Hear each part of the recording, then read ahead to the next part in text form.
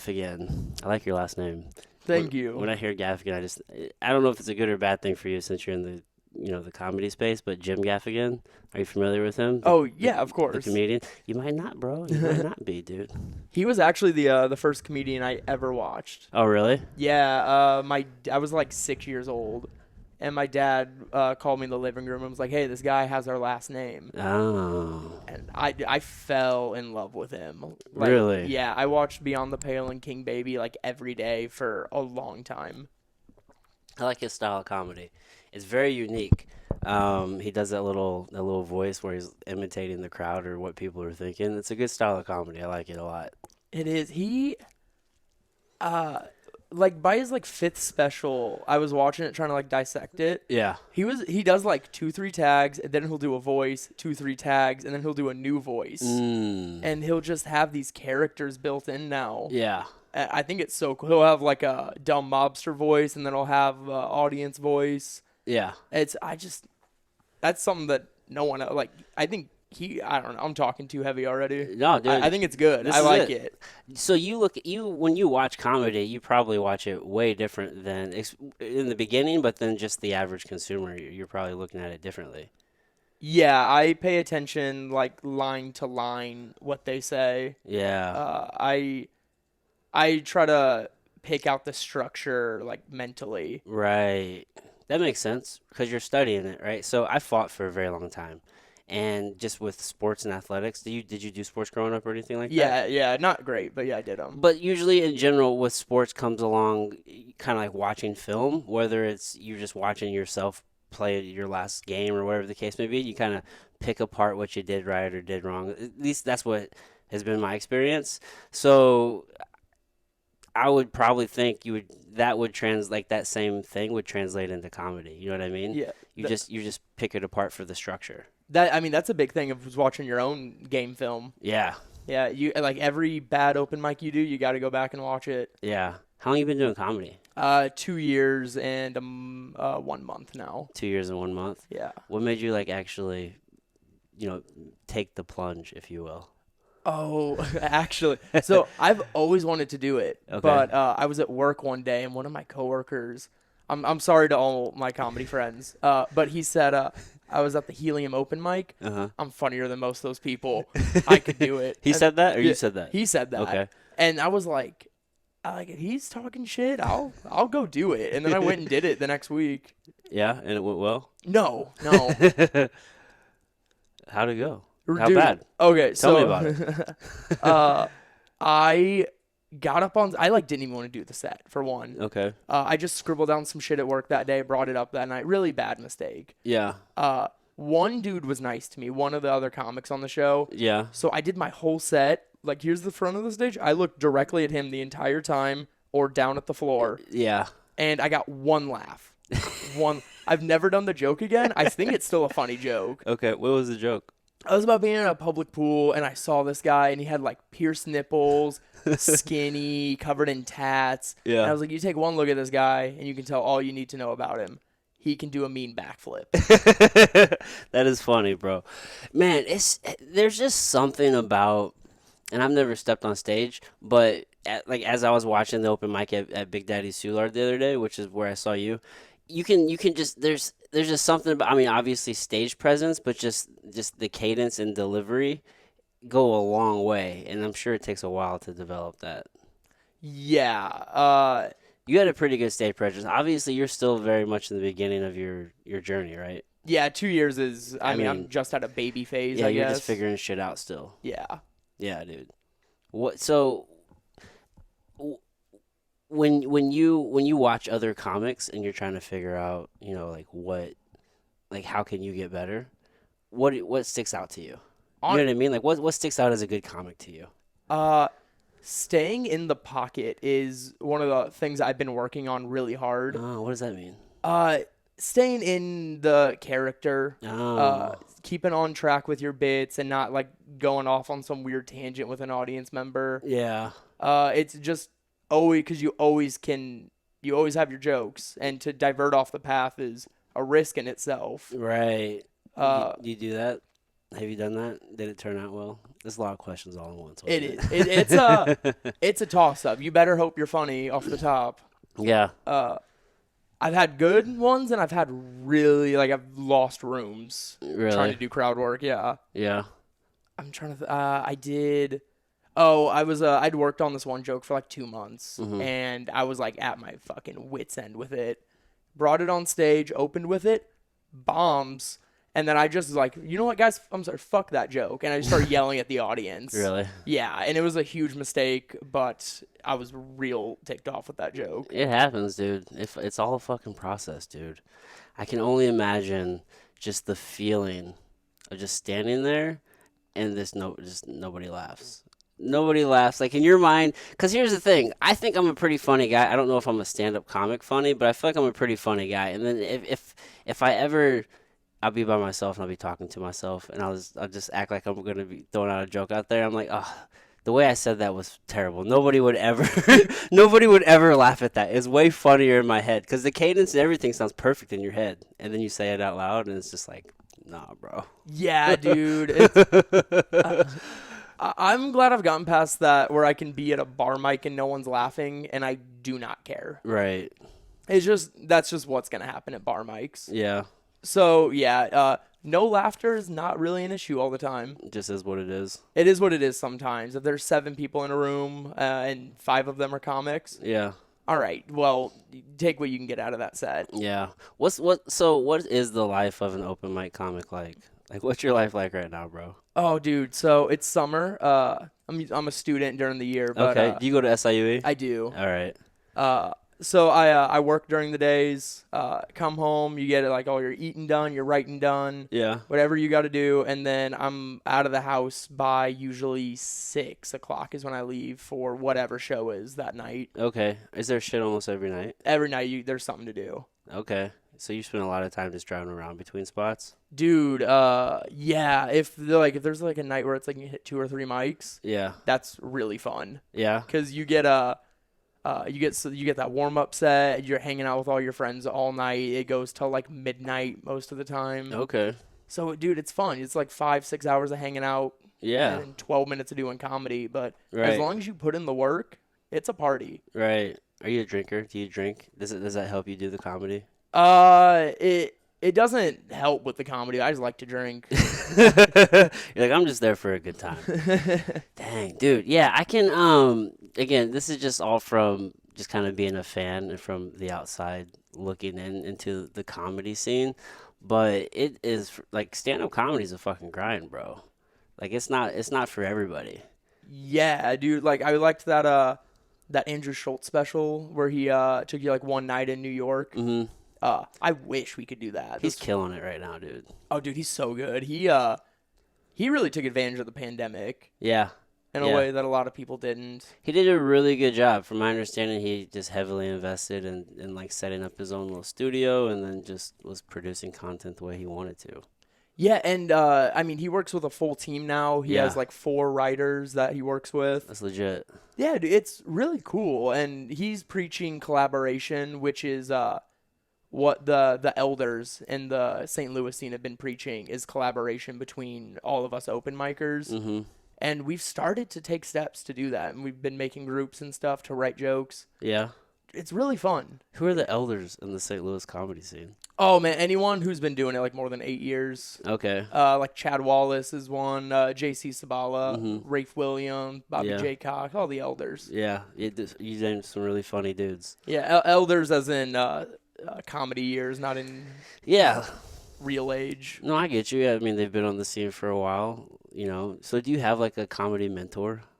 I wouldn't have any specific names, but everyone is giving advice to everyone basically. That's cool.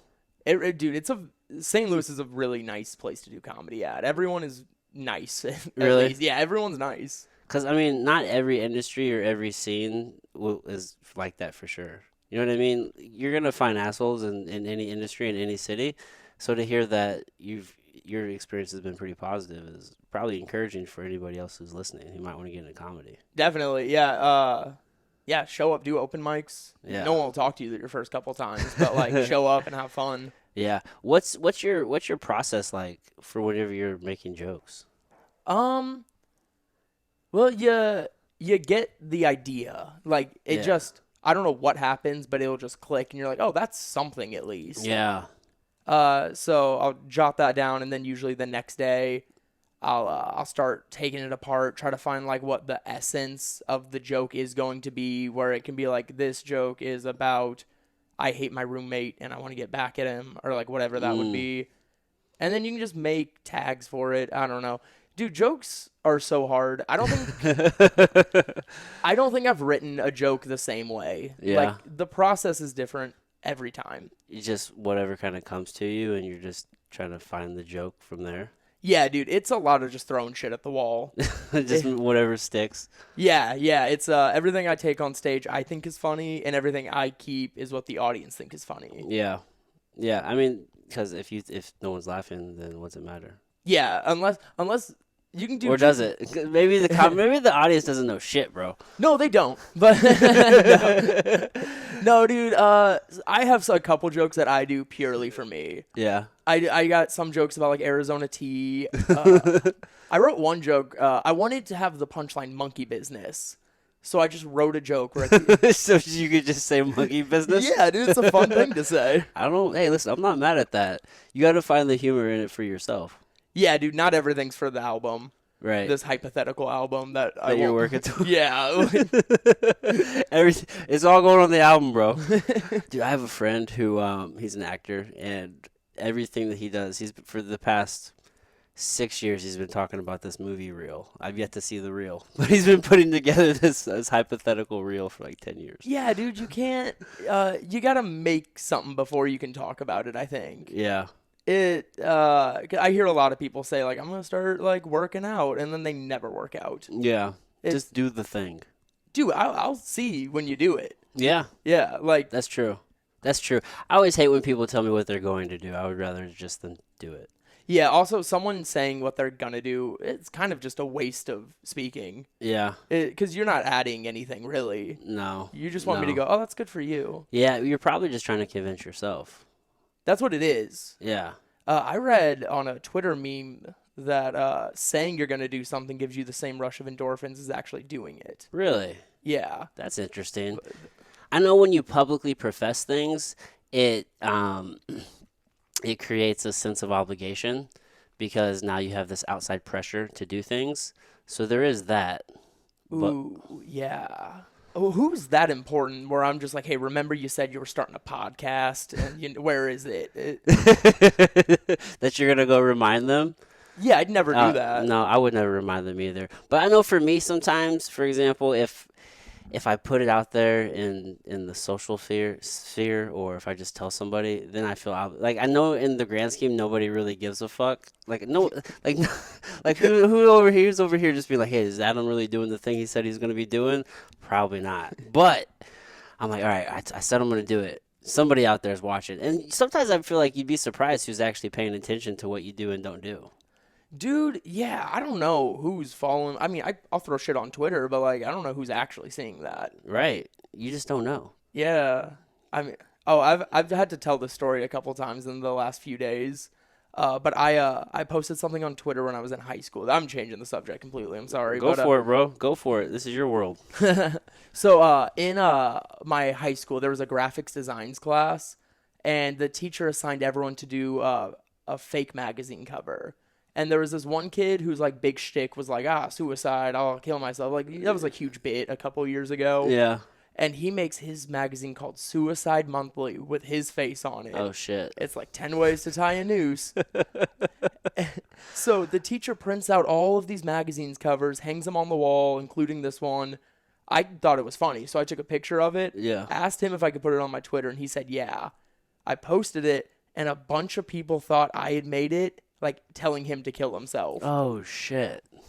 Yeah. And the next day I got to school, and someone came up to me, and they were like, hey, the cops are here and talking about you. The funny thing is that got past the teacher. Yeah. He put it up. He allowed that.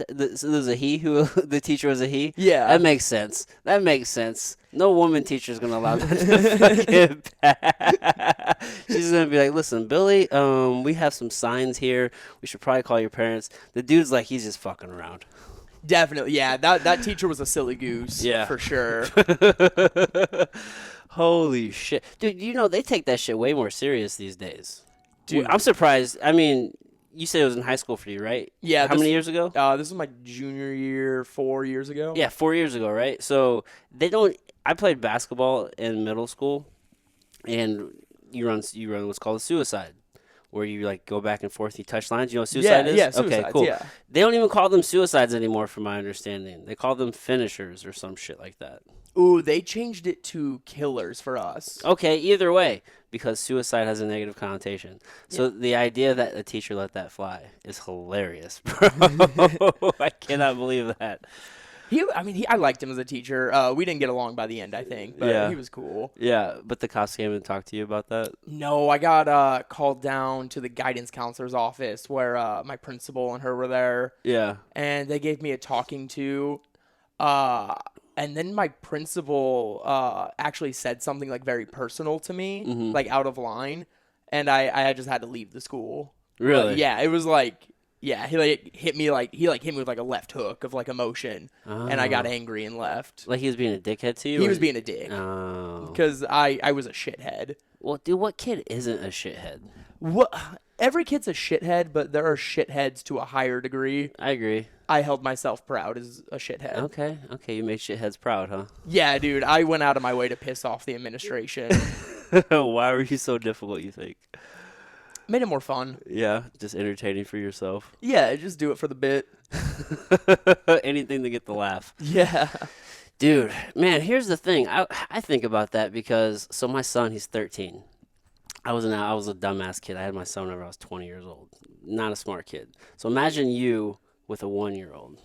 Fucking crazy, bro, right? Fuck no, dude. Dude, I was a mature kid, but not a smart move. Either way, I think about that, and, dude, you know, your brain isn't fully developed until you're like 25. Yeah. So just the idea of a whole bunch of just narcissistic just assholes running around in a building confined to the space, and then you only have like X amount of adults to this massive group of narcissists. I can only imagine the chaos that's being committed, but man, it's just a wild time, dude. Just a whole bunch of people with undeveloped fucking brains that we just hold to a high standard.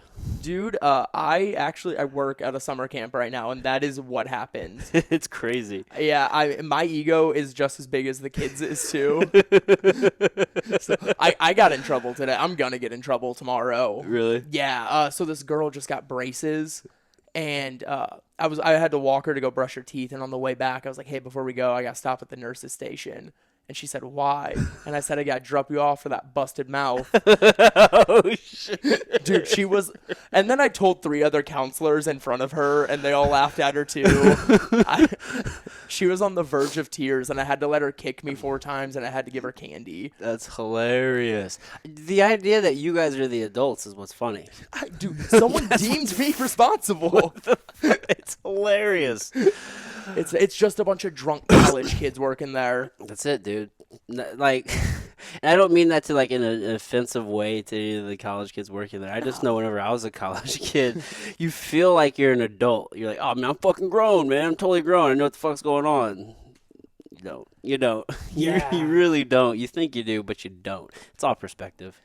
Does anyone actually know what's going on? Nobody never does ever. That's the thing. That's the real illusion. Nobody knows what the fuck is going on. We're all just out here pretending, just figuring it out as we're going. Yeah, dude. I had people like I looked up to them. I still look up to them, but like more so then. Yeah. I was like, they got it all figured out, and I've become better friends with them. Yeah. They have no clue. No. They don't know. They just are a little bit better at it. That's true. Dude, the more people, I've been very fortunate with some of the guests that I've had on the show. And the more people that I meet and just sit down and just have a conversation with, you just realize how many people don't have it figured out and how many people are just fucking pretending. It blows me away. It blows me. And then how much value we put in things such as how many followers you have on Twitter or Instagram or wherever the case may be, when that really doesn't paint a clear depiction of who the person is. Yeah, you can have millions of Twitter followers and still be a stupid hack. Yeah, Like, or they could all be fake.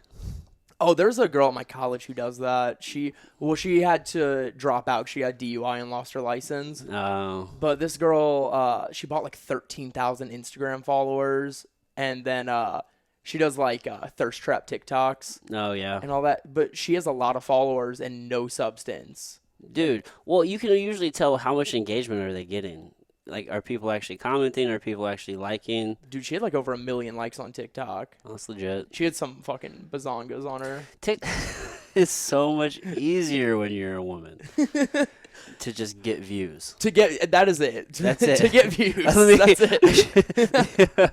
That's what I mean. Yeah, to get views, it's just so much easier. It's just like you just put your tits up there, your ass, and you're just looking pretty, and dumbasses like me are gonna look. Yeah, we're just all here drooling over it. But how many dudes are putting in the effort to look as good as those girls, though? Not as many. I feel sorry for a lot of girls when it comes to the dating scene. You ever see how many girls are settling? Like, how many hot-ass girls are, like, with a very basic-looking dude? I like to think that dude is really cool. I'm like, that dude is, he's probably got a fat cock, a lot of good jokes. It could, I like the narrative. That's a good perspective. He's just got game? Yeah, got game. Or just a lot of money? Ooh, money. Maybe. I'd have to look at his sneakers to see. Look at his sneakers? Yeah. Like this, you can tell I don't have money from these white Converse. What sneakers tell you that you have money? Do any colorful ass Jordan pair that you can just look at a pair of shoes and be like, that cost more than $120. Yeah, okay. What about some boat shoes or some shit? Like what's that brand that makes boat shoes? Sperry. Sperry's. Straight douchebags. They get no girls. Bro, they get all the girls, dude. By force. But yeah. Listen, at a certain point, usually like when they hit like 24, they start getting all the girls because those dudes either got into like law school or something because they have to sue everybody that they can't fight. So, yeah, dude, they're like the stock bros. Yeah. I can't do that. My old roommate is like a stock bro. Yeah. I don't know. He wears like suits and shit. Oh, really? So, dude, he works for a bank in Fairview. And he'll wear like these like suits and shit to go be an intern. Oh, and he'll fuck. pack a lunch of chicken tenders. He's going to his big boy job with his little Happy Meal. It's like watching Boss Baby, dude. Holy shit. I do not miss working in the... Have you ever had a corporate job like that where you have to go and... I'll never do that. No, never. I've done it. It's not worth it. Don't sell your soul. Yeah, you like had to put on like a tie and shit. Dude, I went the whole... So I did the whole fucking... I went and got my undergrad, and I went and got my master's degree in healthcare administration. I had the whole 9 to 5. I did all that shit. It was not a very fulfilling life. Yeah, is that why you left it? Actually, I failed the drug test. Fuck yeah, dude. It would actually, that would probably be a really good bit to talk about. But no, dude, like I was actually crushing it, dude. I was a project manager. It wasn't as if I wasn't performing well. I was actually the only person who did what I did, and I did it really well. But they hit me with a random test one day, and I'm not gonna not smoke weed, so. That was it, just weed? That's it. Oh, dude, who gives a shit? Yeah, dude, it's not like I was. But here's the thing, though. If I would have been just out fucking doing coke off a stripper's ass the night before, I probably would have passed my test. Would you have? Yeah, dude, 24 hours for shit like that. For hard drugs? Really? Dude, that's the thing. See, that's what's kind of the weird thing when it comes to testing for drugs, because especially when they are testing for cannabis, because it's not psychoactive in the window that they're actually testing, right? So if you were to test me for alcohol or cocaine or some sort of amphetamine, it would still be active in my system. I'd be under the influence for it to be detectable. By the time you're probably testing for it 2 or 3 days later, you're not going to be able to detect that in my system. So it's kind of a wash, like if you were to test for that. But by the time you're actually detecting cannabis, it can be, depending on the person, weeks after the fact that you're detecting it, but it doesn't necessarily mean It's not like I'm high at work. You know what I mean? I was high at work. No, yeah, you should be high at work. Fuck corporations. But yeah, it's just one of those silly things, dude, which for me, it's kind of weird because at the time, I'm not going to lie, dude, it was a hard time in life, bro. Like, I remember I was fucking like at home crying and shit. Just Oh, dude. well, the reason was that is just a terrible choice on my part. I'm like, man, I'm feeling really sad. You know what might make me feel good? Maybe I'll just take this acid. This acid was gonna make me feel better. No, it didn't make me feel better, bro. It actually it made me feel. At moments I was feeling good. I was like, man, life is gonna be fine. And then the next moment, I'm like, man, life is so fucking awful. What the hell happened? But it was one of those things, dude, to where I just realized that I was not happy living in that artificial world of this corporate space. I was good at it, but it wasn't me. Like, I was actually still fighting professional MMA at the time.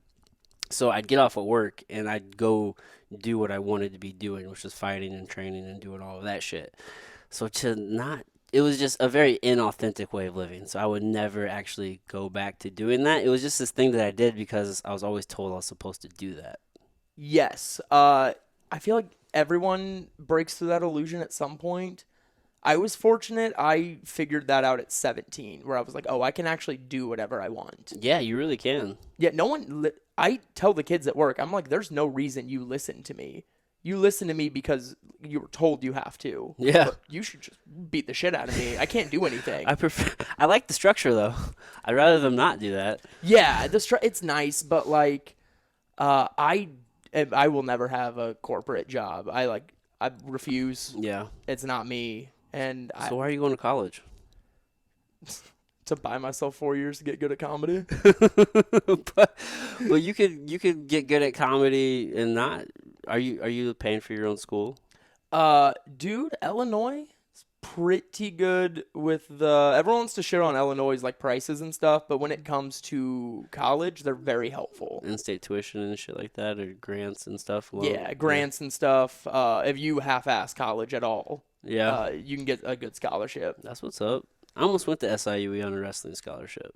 Oh, do they have a great wrestling team there? At the time, it was not so great. They were like in the building phase. Oh yeah. Yeah, but yeah, it's a good program. Breaking the Illusion. I remember when I had my epiphany. Yeah. So I played high school football for my first 2 years, but I'd gotten season-ending injuries both times. What happened? Freshman year, I dislocated my hip. Mm. That one sucked. That's brutal, dude. Yeah, it was the worst pain I've ever had in my life. And then sophomore year, dislocated my shoulder. Fortunately, both were like clean, just popped back in. Okay, didn't like tear a labrum or anything like that. Yeah. That's good. But then my junior year, I came back to play again, and we were doing a scrimmage game, live scrimmage, and I was just on the field, and I was like, wait, why am I doing this? There's at the end of the day, there's no point for me to still be playing football. Yeah. And after that, I was like, oh, why the fuck do I do anything? What brought you to that realization? Like, what were you're just sitting there in practice, and you're like, why the fuck am I doing? Like, what was it? No, I was just there in the middle of a game. You're in the middle of a game. Like, before a snap, and I'm just like, wait a minute. I don't have to go hit my friends right now. I can just... You just didn't want to do it. Yeah, it's just, I was over it. Yeah. And then after that, I was like, oh, I can leave my hometown now. I don't know. It just gives you the confidence to get the fuck out, I guess. Yeah. You're from a small town in Illinois? Small town, yeah. About an hour from here. What's it called? Carlisle. Carlisle. They have a little lake, huge meth problem. That's it. How long you been gone from there now? A year, fortunately. Oh, nice. Yeah, man. It's I think it's really good to get out of where you grow up in. Yeah, to the big city of Edwardsville. Yeah, dude. No, I've become such a tool in the last year, so I'm super excited for when I move to an even bigger city. Yeah. Well, I mean, you're just right across the river from St. Louis, so like it's a weird thing whenever you live in the surrounding areas of St. Louis, because you can get a very small town vibe. But St. Louis is still right there. Even though we're not the largest of metropolitans, it's still a city. I wish that they would just take all this shit and push it together. Like Belleville and Fairview, they all they're all one big city with like 4 different names. Yeah. Let's just lump that shit in. That's St. Louis Part 2. I don't just have it be that. But yeah, I'm 30 minutes outside the city, and Usually being 30 minutes outside of like New York City means you live in New York City. Yeah, that's So true. I basically live in St. Louis. Yeah, it's a weird thing, especially so right here where my house is. It's technically it's this unincorporated pocket of St. Louis County, but I'm right in between like Maryland Heights and Creve Coeur, and there's all of these little municipalities out here in St. Louis County, and it's retarded. It doesn't make any sense. Yeah, are those like they're all little separate towns with their own government? Technically, yeah. Oh, that's really stupid. It's very stupid, and you see that I mean, there's Kirkwood and Webster Groves and Rockwood. There's just all these little municipalities in St. Louis County. But if they were to annex all of those and they would just all be St. Louis, it would change everything. We'd be like one of the I think like numbers like 7 or 6 largest city in the country. It'd be similar to like Chicago or something. Yeah. And then it would also change a lot of the statistics. We wouldn't be one of the most dangerous cities in the world. Very well. I already that statistic sucks because it's like a per capita thing that they run on. And Yeah, and this is a concentration for St. Louis City. That's it. yeah, and they said it'd be like 750,000. I think if they counted all the surrounding county as St. Louis. Hmm. That So- number would go way down. Yeah, I mean you'd cut it in a third. I think. Something like that. Yeah, it was 250,000 in the city itself. Mhm. So yeah, I agree with that. I hate the whole St. Louis is dangerous thing. Yeah. It kept me so scared for so long. It keeps a lot of people scared, especially like if you're coming from Carlisle, right? Yeah, small town dude. All I ever heard growing up was like, dude, don't go to St. Louis. As soon as you step on it, like as soon as you go in there, you're gonna get shot. Shot or robbed, and it just creates fear. It does. It really does. And the more I spend time in the city, I fall in love with St. Louis more every day. Yeah, it's a cool place. I mean, especially so just for example, like down there in Soulard. Like if you wouldn't know, or you would think that, I mean, again, that's just like that's South St. Louis. It's a really dangerous area, but I mean, just like anywhere, you got to really kind of just keep your head in a swivel and just don't put yourself in a bad spot, and you'll be okay. Yeah, dude, Soulard, I see women walking alone Dude, at night. Yeah, Soulard is not. Yeah, exactly. That's my point. Yeah, dude, Soulard is honestly very close to how my hometown felt. Really. Yeah, everyone just drunk driving, fucking hitting their wives. That's it, bro. Holy shit! Less dirt roads. Less dirt roads, yeah. Oh, dude, you ever got to fly down a back road On a car? in a car? In a car? Yeah. So I grew up in a place called Potosi, Missouri. It's like an hour south of here. It's just dirt roads and it's just backwoods shit. Yeah. So, yeah. Where they put that fucking road in between a cornfield. No cops. There's nothing out there. Oh yeah, dude. I mean, I used to drive an '02 Buick LeSabre. I would take that thing on back roads and fly 100 in it. Really? It's an old grandma car. Yeah. Yeah, dude. It was fun as fuck. That's funny. My first car was a Buick Regal, 1985 though. It was much older. I don't think I know what a Regal looks like. Well, this one just looked like a big ass. It was like a big box car, and it was kind of like a tank. It was well made. One time I think I might have backed into someone's car. To be honest with you, I'll never fucking know. I'll just take my friend's word for it. My car looked fine though. Dude, that's Just being 16 and not giving a fuck. dude, that's what the first car's made for though, is breaking shit. Yeah. Yeah, dude. Dude, one of my favorite things, just growing up in the middle of nowhere. So whenever I was a little kid, I was in Potosi, but then when I was like 12, I moved to Jefferson City, Missouri, which is just the capital. There's not shit going on there. A lot of backwoods stuff. But our favorite thing was just to drive around, and we would just smoke weed and just drive around the backwoods and just get lost and just explore. Yeah, that's the best thing to do. You find some really good hidden spots too. Yeah. Actually, I had a favorite road that I like to drive down. Really? It would look really pretty in the spring and fall. It was like a mile stretch of like fields, and then it would lead in this amazing tree line. It's all hilly and pretty. Okay. And I was telling my mom that it was my favorite road, and she was like, "Oh, that's my favorite road too." Really? Just weirdly enough, yeah. That's interesting. Yeah, I don't know. My mom, she raised me like a little hippie child, That's okay. so I fucking vibe with it so hard. Just like appreciating just nature and just the scenery and shit.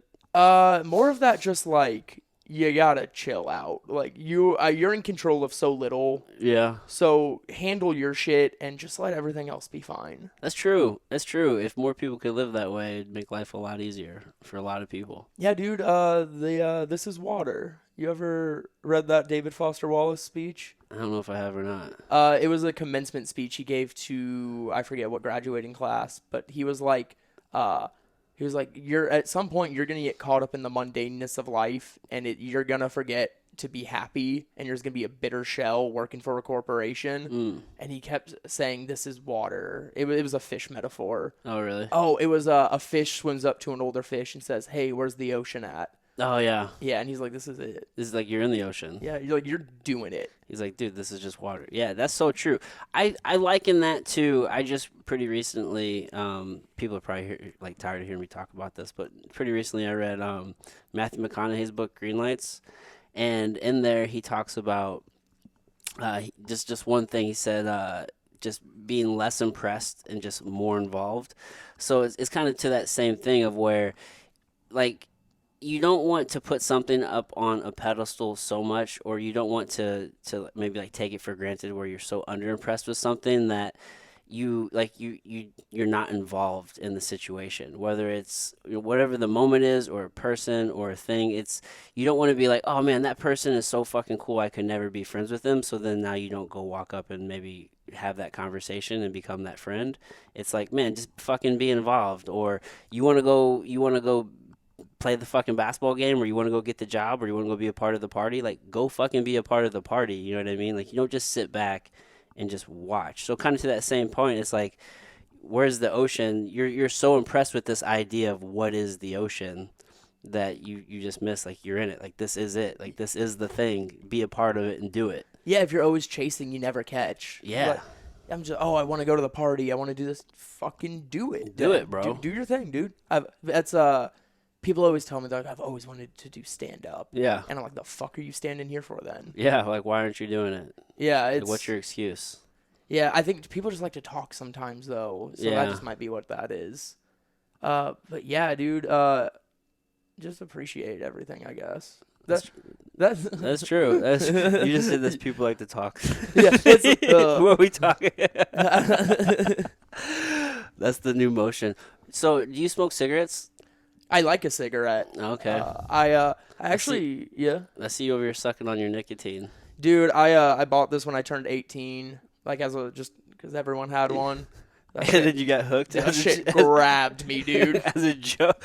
You're like, this would be a funny joke. 3 years later, joke's on me. I created a habit. Yeah, dude, it's part of my budget now. The most broke I ever got in college, ran completely out of money. I went to GameStop and sold my copy of the new Modern Warfare. You got like $5 for it? They gave me $30. And then I went to the store and bought a pack of Juul pods. Yeah. Because I was like, if I'm going to be broke, at least I have Juul. Hey, you know what? Hey, Juul's your best friend. They should use that in an ad. If you're going to be broke, at least have Juul. That is fucking hilarious. I love it. Yeah, I'm not.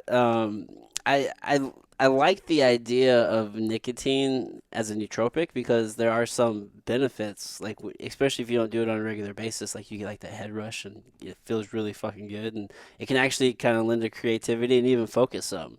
It does, Yeah. 100%.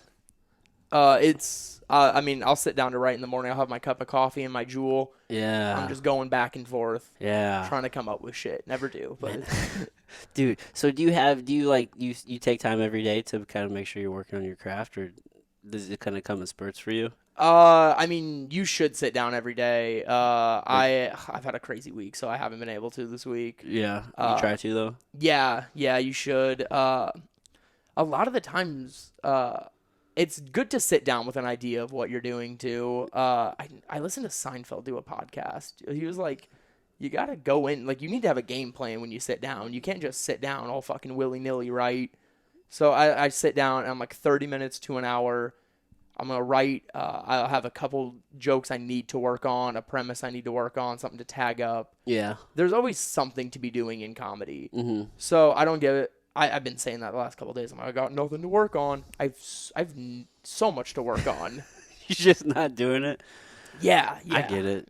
There's whenever you're pursuing your own passion, whatever that may be, there's always there's a million things you could always be doing. But then on that same note, it almost feels like none of it's important. It's like, oh, it's not really. I can't really do any of that. There's always something else I could be doing. Yeah, and then you just ignore the basics. Yeah, it's all about steps. Everyone wants to make leaps. You Yeah, gotta make steps. yeah, that's probably a better way to put it. Yeah, or you need to take tiptoes sometimes. Like, Yeah, just there's a lot of like new comics starting, and they're like, I want all this shit, and I'm like, you need to learn how to stand in front of people. yeah, get comfortable, just standing up there, and not getting laughs, right? Yeah. I was told it's the first 100 sets is just you speaking. Like, the whole point is just getting comfortable up there. Yeah, I feel like to me, it seems like you have to get comfortable in figuring out what your voice sounds like and how you deliver things and how you want to say things. Yeah, I've been told I have a cadence on stage. I don't know where I developed that, but It could just be innate, kind of natural. Something like that. I like cadences. Yeah. I like it's very rhythmic, and I like that because that's it's like comedy's like music, they say, where you have to rewrite lines sometimes so they just sound prettier. Right. Yeah, that makes sense. Because, I mean, how people receive it is going to dictate whether or not they laugh. And how you say it is going to dictate how they receive it. Yeah, it's very... We're getting pretty deep in comedy. See, yeah, bro. I didn't want to come on here and talk about things that I don't know.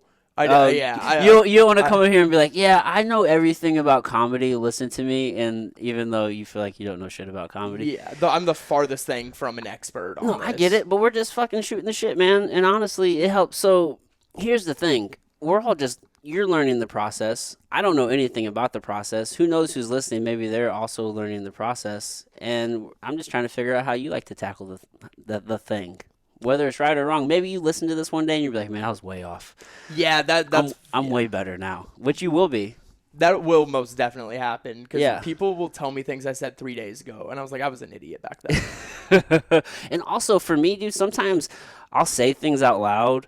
And I'll be thinking through them like we are in this conversation. And then I'll think about it in a few days or tomorrow or the next day and be like, what the fuck was I really thinking? Like, I had to first get the thought out loud first to think about it more. Does that make sense? I do that shit all the time. Yeah. I do. And then after that, I can go back and kind of sculpt a better way to say that. Exactly, right? And that's kind of the whole process, I imagine, with stand-up, right? It's like you say it, maybe it's a little clunky, but then you figure out a better, more streamlined way to say that. And that's with anything. I used to work in a call center, and it was the same thing. It's just I was clunky at first, and then I got smoother and smoother, and then eventually I just had it to a perfect script, so that way it was just seamless for selling, essentially. Oh, you turned into Jordan Belfort by the end. I did. I was fucking good, bro. I was good. Like, it was funny because, so in the call center, they just want you to be on the phone answering fucking calls. Just you get off the phone, take your notes, get on the next call as fast as possible. I would sit in between calls, bro, like 5, 6, sometimes 10 minutes, like way longer than you're supposed to. So by the end of the day, I was probably only on the phones like 5 of the 8 hours I was supposed to be on the phone. But my numbers were way better than everybody's. Way better than everybody's. So I'm like, you're going to tell me I'm in trouble right now because I'm producing more on less time. Get the fuck out of here, dude. But it was just literally, I just had it down to what to say. That's good. I was repulsed at you saying you had to be on the phones for 8 hours. Dude, it was a horrible time in my life. It was a learning lesson. It was a learning lesson. I would never do that ever again. It was one of those things, though, where it's like, man, I got 2 kids. I was married at the time, and then we had just gotten separated and going through a divorce. I'm like, man, I got all these bills. It's just kind of doing what you got to do. And it was one of those moments where I realized how many people are trapped in a situation like this to where you just made a whole bunch of decisions and then now you can't go back, where you're living life at a certain level and now you have to earn X amount of dollars.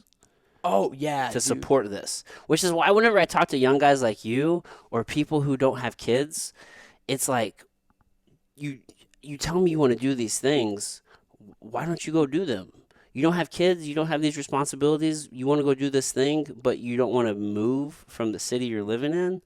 You don't want to struggle for a second. Like, I don't understand it, because as a guy who had two kids and was fighting and working full time and was doing all of this shit, I don't understand when people don't have all these responsibilities and can't get shit done. Yeah, it's weird. I had a thought. Fuck. Sorry, I was just rambling. No, it was off what you said. Fuck me, dude. Yeah, dude. Totally I know. slipped. Was it the responsibility thing, or? Oh, it was people have to earn X amount of dollars. Oh yeah. Yeah, people live outside of their means all the time. Yeah. I think most people should live like college students live. Millennials, like, we lived like goddamn Ninja Turtles. Well, college students are broke as hell, but yeah, dude, you should live below your means, right? Yeah, I mean, people are getting like apartments where it's like $900, $1,000 a month to have 4 roommates. Yeah. Dude, you can get a house for like $300 a month. Where at? In Edwards, it's gonna be bad. But I would say you go move to the hood for like $300 a month. It's okay. Don't worry. You won't get robbed. Just $450-$500 a month will get you something great in Edwardsville. yeah. And it's stuff like that. And also, I'm growing, and I like college. It makes you more liberal. I've heard debates of like college forces people to become liberal. Yeah.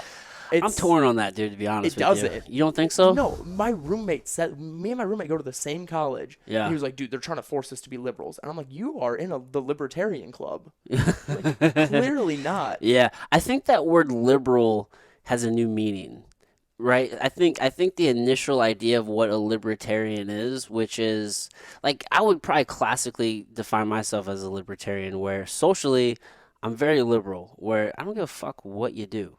Like, I don't care. Like, don't hurt anybody. Don't be an asshole. Go do what you want to do. But physically, I'm pretty conservative. Like, I don't want to go blowing money. Like, I feel like we should help people, but I feel like you got to be smart with your finances, because otherwise you're just blowing money. Like, you can't operate at a deficit and expect to be profitable. Like, it's not smart business. But the idea today of what liberal means is become this other thing where everybody starts looking at the far extreme of it. Like, we use this word, and then we automatically associate it with the extreme, which is usually just like 10% of the idiots who are the loudest. I mean, and that's the shitty part, is that the idiots are always the loudest. You're right, and that's just the shitty part. I don't know enough about politics to like really. I know what I want. Yeah. I want all the shit. Give me everything. I don't care what it costs. That's what I would want, but I don't know. I don't have the research to back that up. Yeah. I don't know. It's just weird, dude. It's complicated. I don't like getting in politics, to be honest with you. There's this saying that it says when you're young, if you're not liberal, then you don't have a heart. But when you're older, if you're not conservative, you don't have a brain. You ever heard that? Yeah, my grandma told me everyone's a liberal till they get their first paycheck. It's just different, man. It really is. So it's just like, and also I think you have to consider. So you're at a university in the Midwest. Mm-hmm. If you look at maybe a university where if we're looking at where there's the greatest density of people is usually on the coast, right? We're looking at larger, like, let's just say traditionally before everybody started fleeing the states, you'd probably be looking at like California and like New York along those coasts, right? And there's a huge density of population of people there, and there's a lot of universities there. There's a ton of universities in the Northeast, right? You have like Harvard and Yale and all of these fucking Ivy League schools, but there's a lot of other ones too. But then you have on the West Coast tons of universities like Pepperdine and USC and UCLA and all these other fucking universities, and you see a huge density of a lot of extremes, like extreme liberals on the coasts. And I think maybe what your friend is saying is maybe in relation to more of those university systems. Maybe I think he was maybe speaking to. I think you might be right on that. That does make a lot of sense. There is all those major universities on the coast. There's a lot. So I think when you use like a broad brushstroke statement, like all universities are crazy liberal, I feel like you're obviously talking about some more than others. And I think that's maybe the thought process. Because, dude, honestly, I wrestle with this shit a lot, too. Well, in college, it's not like no one's, like, we entertain every idea. Yeah. But the ideas that some kids are bringing are easy to argue back with. Yeah. I did end up, I accidentally became devil's advocate one day in class. Yep. Just accidentally. And that's a good thing, whether you believe it or not. Yeah, so I was just going, and my teacher, we had a good laugh while he was explaining. He's like, "Did you catch what you said?" And I was like, "Yeah, I did." Yeah. So it's shit like that where I'm not becoming more liberal, but I cannot argue a reason to not think the way you're thinking. Because every argument, kind of shitty, to be honest. I think where the difference comes from a lot of university settings is that most of the people, i.e. like the students, and they're all a lot of them are kids, and you're operating off of theory. So whether it doesn't matter what you're doing, theory is always different than practice. But whenever you present theory as if it is fact in the real world, that's when things starts going astray.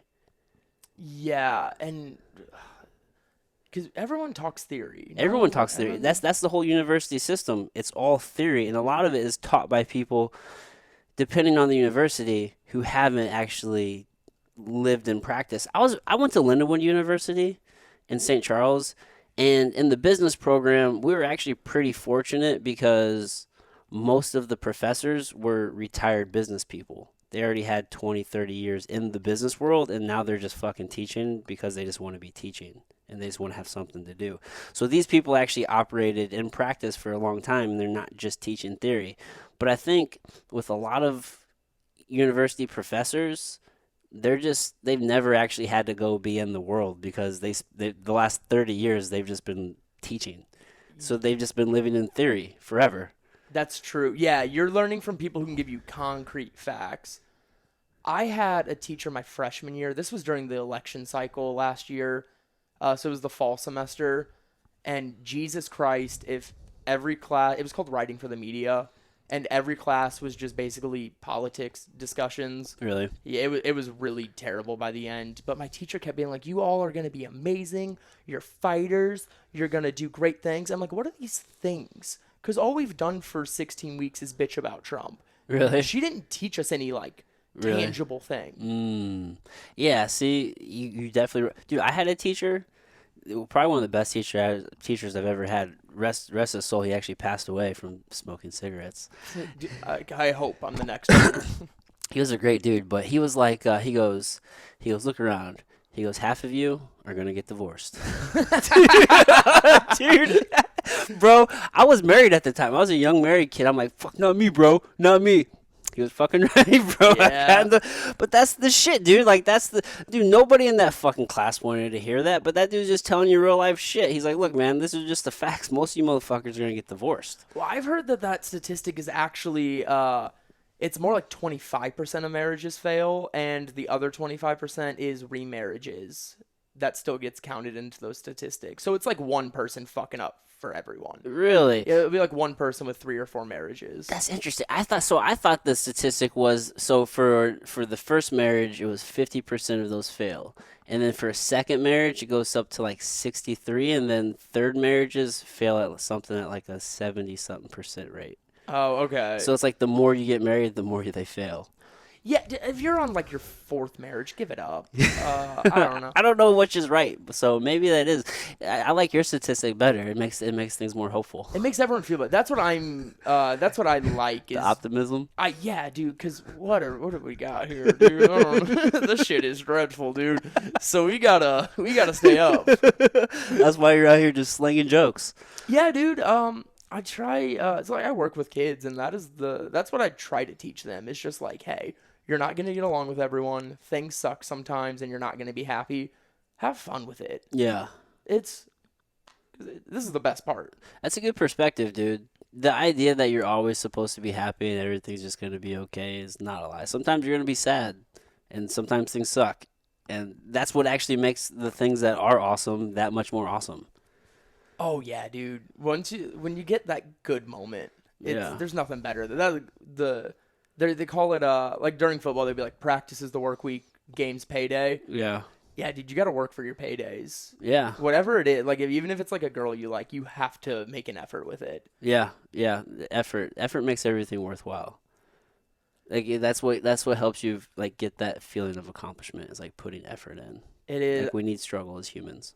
I mean, I was catching myself being real lazy, and to the point where I was like, okay, I have to wake up every morning and brush my teeth first. Like before I put on my pot of coffee, go brush your teeth. Yeah. Because that's a task now. Yeah. And I can get right into task. Yeah, that's a good move. I wake up. I try to make my bed every morning. I don't try to. I do make my bed every morning. I have to. My room's too small not to. Yeah. Yeah, I'll get real depressed because my room is half bed. Oh shit. Yeah, like straight up. Dude, your physical space has a direct impact on how you mentally feel. Yeah, if you're trapped in a box sometimes. Yeah. Are you a routine guy? Do you have structure to your days that you try to make sure you get certain things done every day or? I got the mental illness shit. So yeah, I have to have structure. You mean you're alive? Yeah, dude. Yeah. I'm so fucking tired of. I don't know if doctors are overdiagnosing people with mental illnesses or not.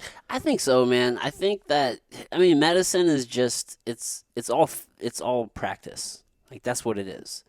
And we're always improving, right? But we're just working with the best knowledge that we have. I think where it gets fucking weird is where doctors present things as concrete fact, and then we'll find out 10, 15 years later that those doctors were fucking way off, right? And then they end up fucking up a whole bunch of people just because they weren't humble enough to be like, this is the information that we have now. We're just working off the best information that we have. So, like my daughter, she was diagnosed with like on the autism spectrum, but she's so high functioning, like you wouldn't even know she's on the spectrum. So I always wonder sometimes if it's one of those things to where it was just this period of time to where they were just diagnosing everybody on the autism spectrum, so you get more diagnoses than you probably should. Yeah, and I don't think it's because to tell someone they have a disease or whatever, I don't like to look at it like it's that. It's just a thing that's part of you, and to tell someone that like, hey, you have this textbook thing that's wrong with you, Yeah. it fucks with your mentality because when they told me I was bipolar, I was like, what decisions am I making, and what decision is my bipolar making me make? So it makes you question everything. Yeah, and so I don't like that. Yeah. Because I was doing fine. Before they told you that? Yeah, I'm still doing fine. What made you like? What led you to get that diagnosis? I started seeing a therapist, and just after 3 months of talking to him and just telling him I would just start on the day after our last session and work my way up. Yeah. Tell him every story that I thought he should hear. Yeah. And by 3 months in, he was like, "You are bipolar." Really? Yeah, and I'm one of the few diagnoses he's had with that. Was it based off your behavior or based off of his diagnosis of maybe you telling him how you feel? Does that make sense? Because sometimes, dude, I feel like I'm all over the place with how I feel, but I don't act on the way I feel. You know what I mean? So were your feelings dictating your behavior? Or was he just making that based off you telling him how you feel? Man, I don't know. I would tell him, I'd be like, listen, on Thursday I was real sad, but Friday I had a lit ass party, and he was just like, oh, bipolar. Oh, really? So I am bipolar for sure. Okay. But I like it. Okay. I like it's here. I'm gonna get cocky about my own mental illness. It's the best mental illness. To be a comic. To be a comic, yeah. No, dude, bipolar is great because you're up and you're like, oh my god, let's party, let's have sex, and then you're like down and you're like, oh, I just want to watch movies and eat Qdoba. Dude, I fucking love movies and Qdoba. You just gotta make it work for you. Yeah, dude. Again, you always gotta be happy. Dude, I can dig it. I can totally dig it. Do you have bits about this? That one's working right now. I'm trying to write something out with it. Yeah. But that's what I got so far. I like it. That's your bit right there, right? Yeah. Thanks, man. Thank you. But yeah, yeah. I didn't mean to cut you off. Oh, you're good. I was just gonna start talking about some dumb shit. Oh. No, man. I totally get it though. Did they prescribe shit to you? Oh my god, dude. I don't want to get all in your business. No, it's cool. I like to be very open about this stuff because again, I don't think there's nothing wrong with me. Yeah. So yeah, I love Lexapro, dude. That's the shit. That works for you? Dude, love it. I tried to start with this mood stabilizer. Uh-huh. I know they usually prescribe like lithium, right? I don't know what they gave me, Okay. but they gave it to me. I had a terrible reaction to it. Mm. They were like, that my doctor was like, yeah, like 1 in 20 people react like this. And you're the one. Yeah, I was the one. So I flushed all that shit down the toilet actually this morning. Oh, really? Yeah, dude, it was weird. Just poisoning the water system, bro. Dude, I didn't know. I haven't flushed it yet, but like I got. I don't know what I was. It's not a drug. That's you why can there's abuse. antidepressants in the water system. Oh, dude. So, my house got broken into. That reminded me of a story. My house got broken into in Carlisle. Not really. He just opened the front door, but Nobody locks their doors in Carlisle. It's like Canada. so he broke in to steal drugs. All he could find was one pill bottle, and he took half of it. Like he just dumped it out. How considerate. He only took half. Right. He's like, I gotta leave this guy some of his shit still. But what he took was my cat's diarrhea medicine.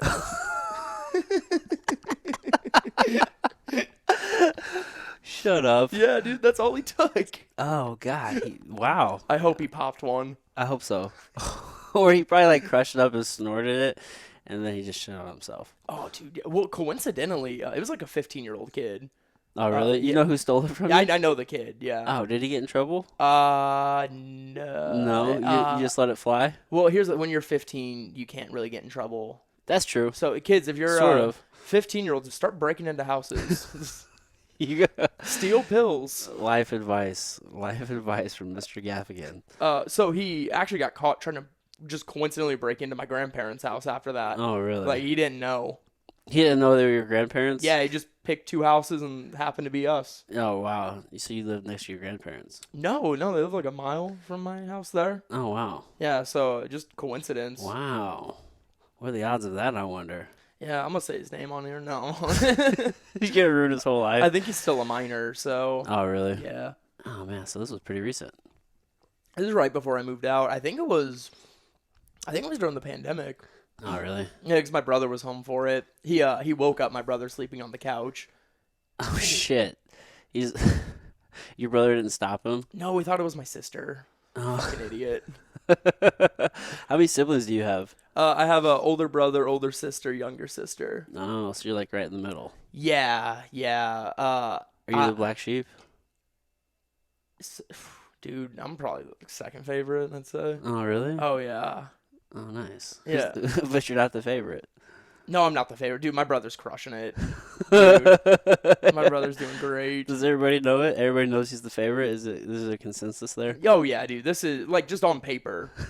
On paper. He's a doctor. Oh, lives really? In Florida. Oh, He's got, shit. like, a really handsome boyfriend. Like, Is he the oldest? yeah, he's the oldest. Oh. Yeah, he's an ex-college athlete. Like, he killed. I think he was, like, homecoming king, too. Oh, really? Yeah, he's doing great. Dang. How does that feel? Oh, to dude, to be such a loser with an awesome brother. I'm just kidding. I don't know. I'm 21. I think I'm crushing it harder than he was at 21. Yeah. Yeah, he was only getting like free college and shit, and I tell ha-has. So You're doing way better in life. He's probably like a bio major or something at this point in life, and yeah, dude, getting ready for his MCAT. And oh, he's already through all that. They put him like doctors finish school and they got to go to more school. yeah, It's ridiculous. You're never done with this shit. no, and then you just get out of school and you're in crazy debt. Oh my god, I'm not excited. I've not looked at how much I owe the government. I'm going to in like 3 years when I'm done with it. I was like, oh fuck. It's figured out then. Why worry now? Who cares?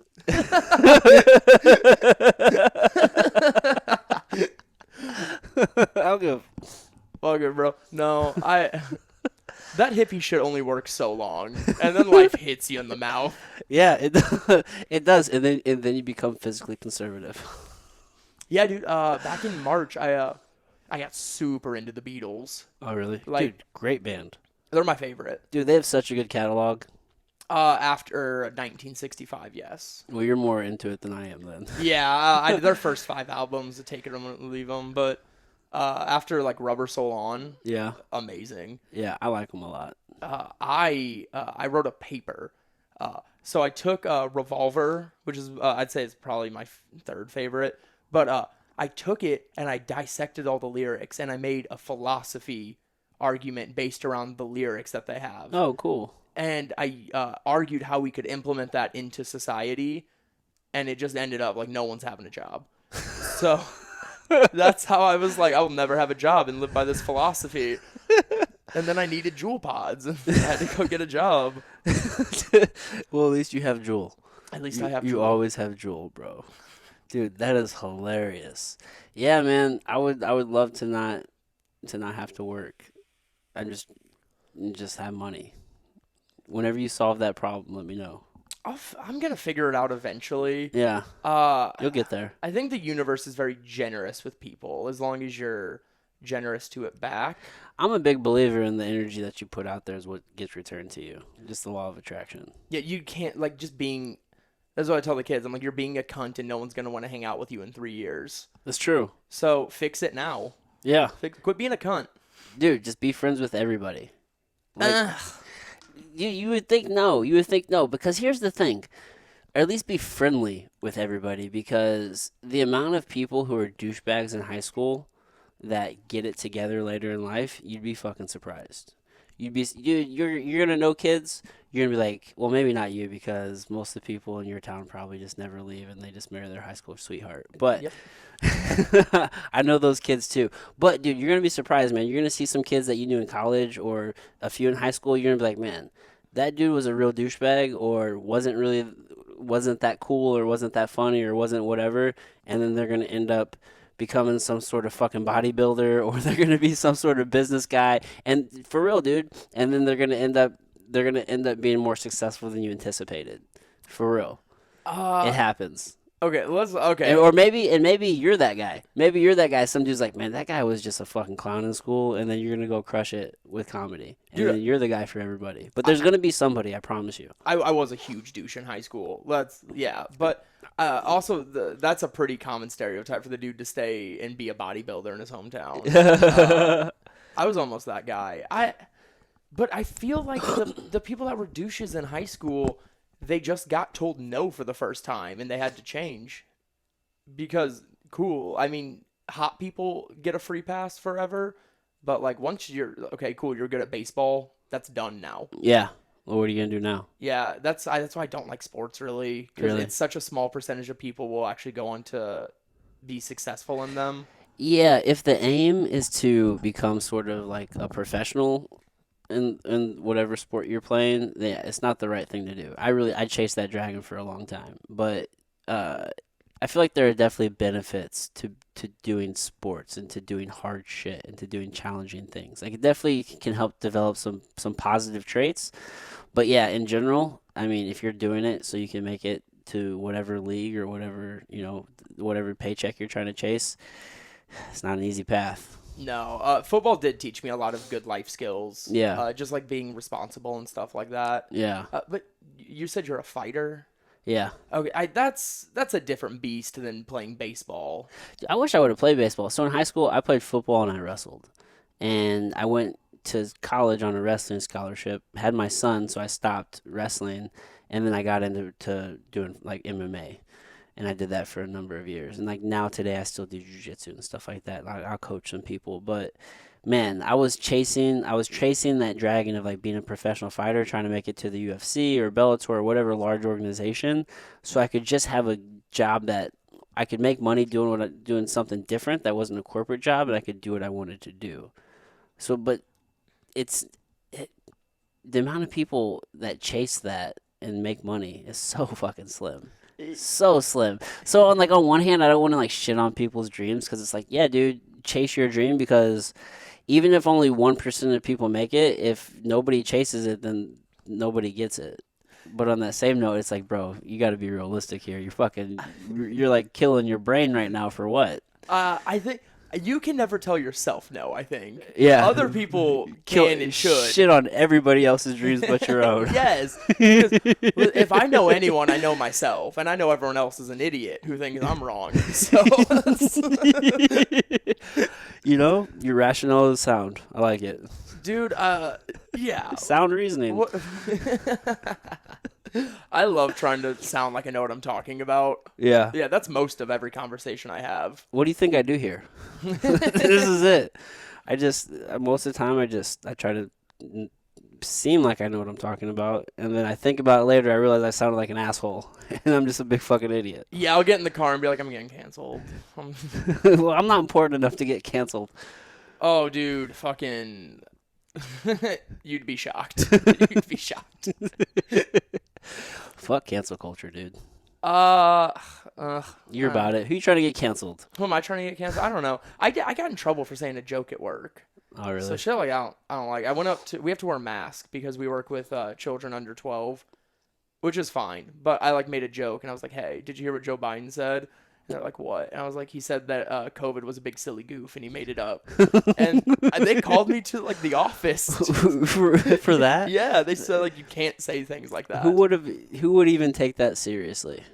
Dude, fed up coworkers who are sick of hearing about mask policies. Yeah. Which I get. The mask is silly.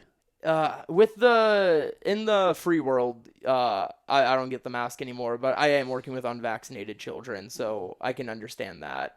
Yeah, but even then, man, I don't want to go down this rabbit hole. But even then, even with children, the infection rate is so low. Oh yeah, the kids will be fine if they get COVID, and nothing ever nothing ever happens to them. So what's really the concern there? I'm worried about getting kids sick with something that they don't get sick with. Yeah, we'd have to take this up with DCFS at this point. I don't know.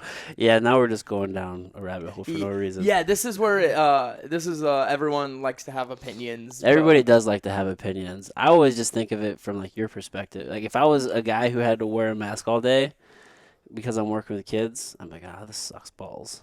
Yeah, that's why I like going outside. Yeah, you guys don't have to wear it outside? No. Dude, have you ever played Gaga Ball? No, what is that? Oh, holy shit, dude. It's apparently it's like a newer game, but you take like a soccer ball basically. You're in an octagon made out of wooden planks, and totally enclosed, as many people as you want. The goal is to hit people below the knee to get them out. With what? It's with the ball. With the ball? Yeah, it's a battle royale. Oh, game. shit. Dude, it's sick. You can fucking smack the ball. You can like bounce it off the walls for like momentum. You get some sick trick shots in there for real. How many kids cry? Fucking a lot. Because it's a hard game to ref. Yeah? Yeah. You have to ref? I have to ref it. And there's like 25 kids all running in circles. That's interesting. You guys make this up at your camp? No, it's a real sport. It's a real sport. Yeah, I think it's a newer sport. Like they have like slap ball now, that kind of sport. Yeah. I think it's one of those kinds of games. Oh, that's interesting. Because there was a long stretch where new sports weren't hitting the fucking market. Really? I mean, we had football, baseball, basketball. Yeah. Recently, fighting became big, but like maybe Gaga Ball's the next thing. Gaga Ball. Yeah, maybe, dude. I'm trying to make it go mainstream. Is that what you're doing? It's really fun. I've never heard of it, dude. You'd love it. Dang. Any other fun camp games? Dodgeball. Really? Always dodgeball, dude. But they're taking that away. No, you can still play dodgeball. In schools? Different balls now, but yeah. Oh, really? Yeah, they use they're like, I'd say like this big, and they're completely foam. Oh, that's weak. Yeah. You probably can't get as much speed on those. You can, but they're easier to throw than the big rubber ones. Oh, really? Yeah, you can you can fucking palm the little ones and Good grip. yeah, but they hurt less, and I'm also throwing as hard as I can at 9-year-olds, so, so maybe I don't need a big rubber ball. Maybe that's exactly why you need a big rubber ball. Trying to teach these 9-year-olds life lessons, dude.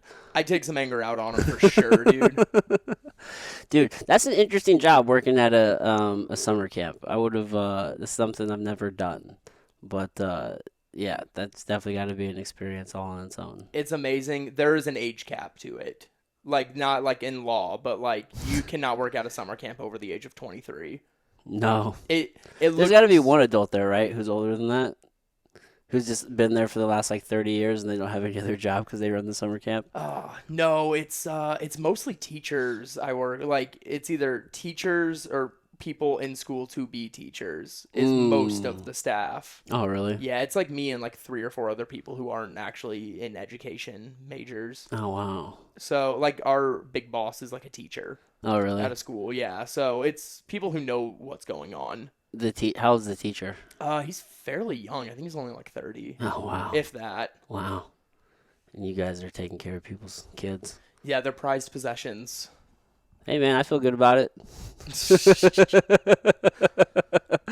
That's funny. I try to do kidnapping jokes.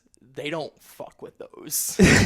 They're like, where's this one kid? I'm like, I guess he got stolen. And they're like, don't. Like, it's fucking fine. He didn't. That's every parent's fucking nightmare. Is their kid getting stolen? Their kid getting stolen, or just not, you can't find your kid at camp anymore.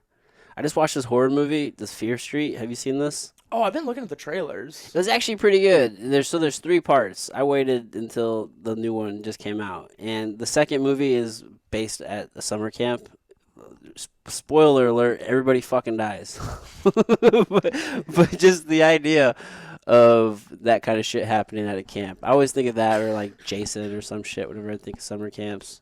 Oh, dude, yeah. Like, I love slasher movies. Do you? I think they're so cool. They are. I love a good slasher movie. It has to be it's terrifying to be in that situation, I think. And you can't get away, and you just have this lunatic who's walking towards you or whatever. He just pops up out of every fucking corner. You're trying to get some tail in the woods, and the next thing you know, you're fucking murdered in your sleeping bag. Yeah, dude, it's ridiculous. And it's better than ghost movies because ghosts aren't real. But you don't think so? No, dude. They might be, bro. They're not. Well, they're spirits and shit, but they're not. They're not here fucking with us? No, they're doing cool ghost shit in the next dimension. Why do they give a fuck about this? That's true. That's true. Do you believe in aliens? Who doesn't? Yeah, dude. I like a good alien. I am so excited for our official first contact. I think we've already made contact. Our like public one though. A public one? Yeah. Dude, I watched this documentary. I can't think of the name. I actually bought it. But and they were talking about an encounter. I believe it was in South Africa, and it was a school, and like these kids were like in elementary school, and this was in, I want to say like the 80s or 90s or something like that. And this whole school made contact with this fucking alien ship, and it came down, and it was like these little people, little aliens that you think of, and they were communicating via brainwaves, I don't know what the fucking word, with these kids telepathically with these kids. And then all of these years later, like in current times, they got together, these same group of kids, now as adults, and they all share the same story and had the same experience. All of these years later. That's nuts. Wait, how big are these? Are they like this big, they said? I think they were like the size of the kids. So this is like 4, like maybe like the size of Deja right there, maybe a little shorter. Okay, dude, because if an alien came out to a child small enough, the kid would be like, "Can I pick it up?" I think it's the same size as the child, at least in their encounter. I believe in them, dude. That's what they say, is that we're gonna start to shrink again. I think, because we don't need to be as big as we are anymore. Are we getting smaller? I think, I mean, you can never predict evolution, but I think they said that's a possible trend. Yeah. Maybe, dude, I don't know. I like the idea of aliens, though. Dude, aliens, they have to be smarter than us. You think? They have to. Dude, if they're able to come to our planet, yes. Yeah. Which means they can travel at the speed of light, or I don't even know how they'd get here, because the Earth, it's so big. Dude. The universe is huge. Well, based off some of these encounters, from what I can tell, like, for example, are you familiar with like Bob Lazar? Yeah. And there's Lieutenant Favor, who is an Air Force pilot, and just some of these encounters, and they're talking about like the Tic Tac ship and some of these ships that look like pyramids and shit. They have no like heat signature. You know how like with planes, there's a system of, you know, where you're like shooting out fire this way and it propels the thing that way, so you have like a heat signature. There's like none of that going on with some of these ships, and they're moving from like 50,000 feet down to like 0 feet in a matter of seconds. Yeah, they said it can make like 90 like sharp turns too. Yeah, crazy sharp turns. It's like, what the fuck is that, dude? I mean, what? So they have to be able to travel at such an insane speed without an energy, like the energy source that they're using isn't. What are they? Yeah, what are they using? It's beyond our capabilities and understanding. I mean, there's the chance they probably have an element or some kind of renewable resource that we don't have on our planet, right? For whatever reason. Yeah. But also, what's bringing them here? What's the interest in us if they're doing so much better? What if we're the first planet that they found. Could be. Maybe they're just studying us. It would kind of suck if we were the first planet they found. You think? I think we're interesting.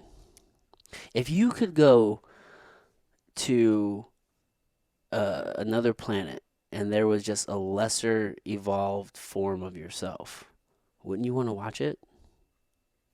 Yeah, well, that's all science is just watching shit evolve. That's it. We're just watching shit. Why would they not watch us? They should. They're like, holy shit, these guys can destroy their whole fucking planet. A lot of the sightings are near our missile sites around the world. So do you think they're studying our missiles and Maybe. stuff like that? They could be. From my understanding, they're even able to disrupt our communication signals and even completely shut down some of those missile sites. So that way, like, if we wanted to launch in that moment, they couldn't. Good.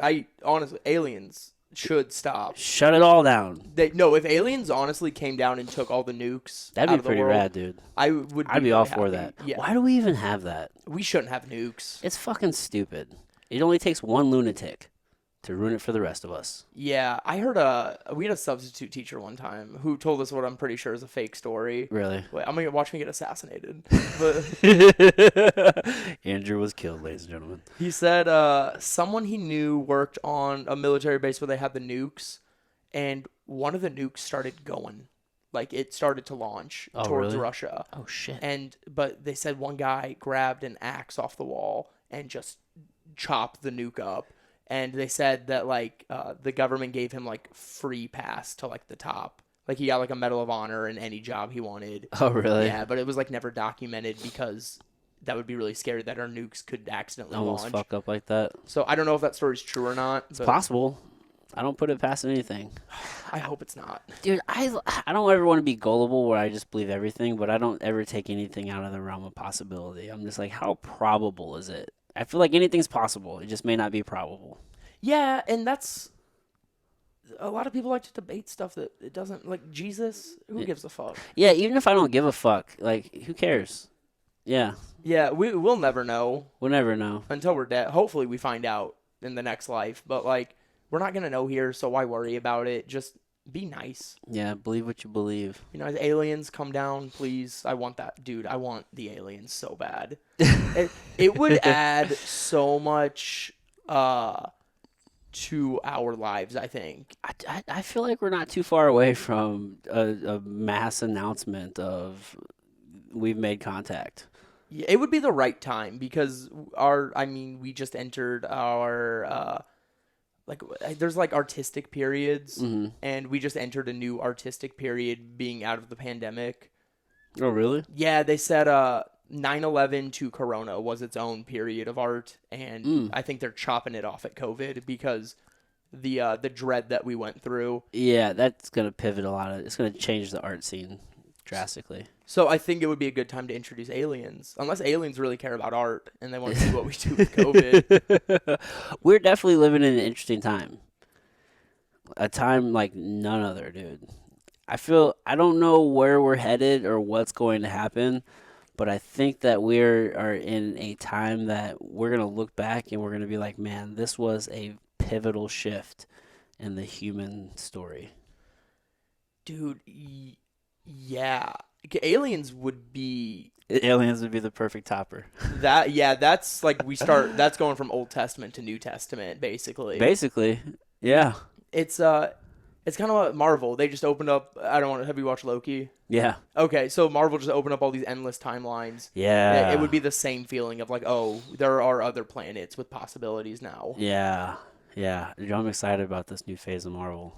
Dude, after watching the end of Loki, I am actually excited now. Yeah. Were you not into Marvel very much before then? Oh, super fan, but they do have a lot of stinkers, and I Falcon and the Winter Soldier, I appreciated for the story that they told. Right. It's not a rewatch, though. I'm not going to rewatch that. WandaVision was okay, but again, Loki is by far the best show that they've put together so far. Yeah, the fifth episode of Loki is one of the coolest things Marvel's done. I agree. I personally, I told my friends I wanted an RPG based off of that end time thing.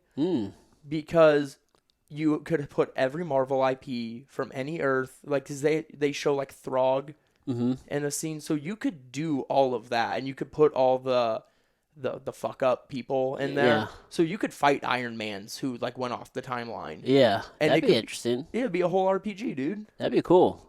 I would love that. Yeah, that'd be fun. You get a lot of replay with that Yeah, dude. because there'd be infinite possibilities. Yeah, I should really call Marvel about that. You should get them on the phone immediately.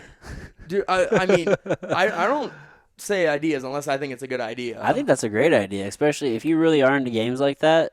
I mean, just to have that like that option to there's so many different timelines. You could have so many different variants of these different characters. It'd be fucking wild. It would be, and you could literally put any Marvel IP into that then, Yeah, because you could have. it's such a massive universe. It is. I like when Marvel.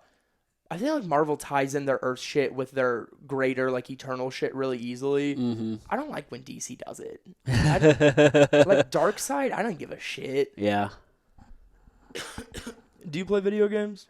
Dude, not as much as I used to. I used to play video games a whole lot, and then I just don't have the time. I remember whenever I was a kid, I would think to myself, how do you not have time to play video games? Like, why would you not be playing video games? But now I understand, man.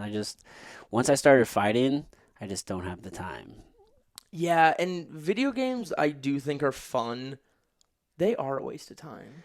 Yeah, you don't really accomplish too much. You get that sense of accomplishment. You're getting those dopamine hits because you are achieving goals on the thing. But once you turn it off, you haven't really actually progressed anywhere in the world. So I get my fix. My brothers play games, and my one brother had like the newest Spider-Man game, and dude, that game was so fucking fun. So I just went and hung out with him for a weekend and probably killed like 8 hours Yeah.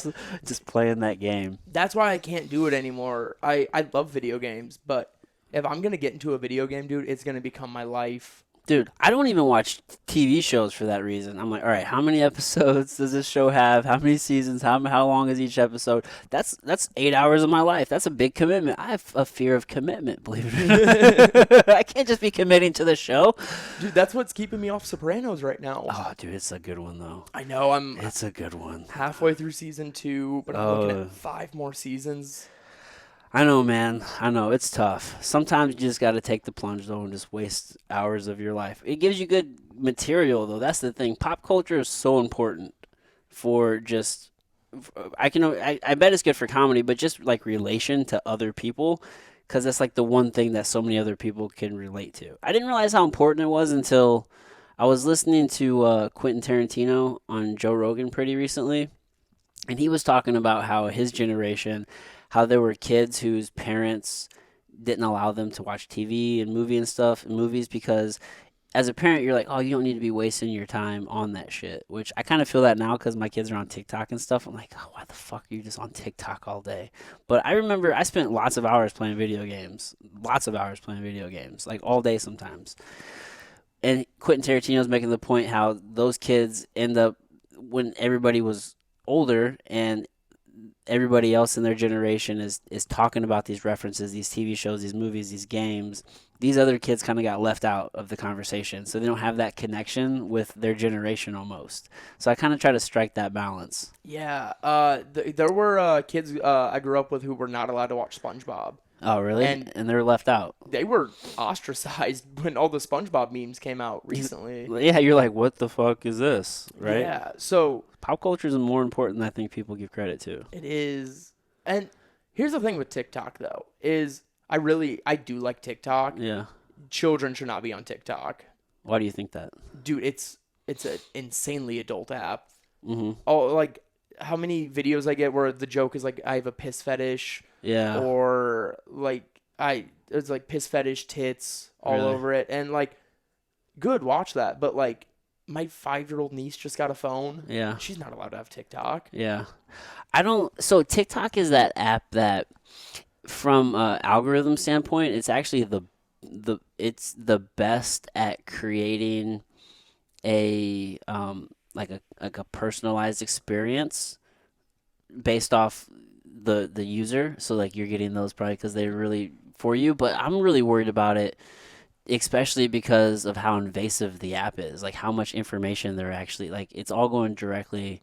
I don't mean like it's really weird because I don't really. It's like on the individual scale, like who cares? But then I'm like, oh man, China is stealing all of this information from I me. don't give a shit. So it's like, who gives a fuck if China's stealing my information from me? But then on that same note, I'm like, man, damn, what is China doing with my information? I don't know. Dude, I strike the balance. Fuck it. You're like, I don't give a shit. I don't huh? give a shit about China. I don't give a shit if they're taking my info because everything is. Everybody's stealing everything, so I don't know if I should care about that, but then I'm told I should. No, dude. Here's the thing: when China invades, I'm fucking speaking Mandarin, so I don't care. Converting over. Yeah, I don't know, but I don't really get on TikTok a whole lot, but you can get a crazy amount of reach on there. How else am I supposed to get famous? Dude, yeah, that's what happened with Vine. Was a bunch of people blew up on Vine, and now Yeah. they're mediocre YouTubers. Yeah.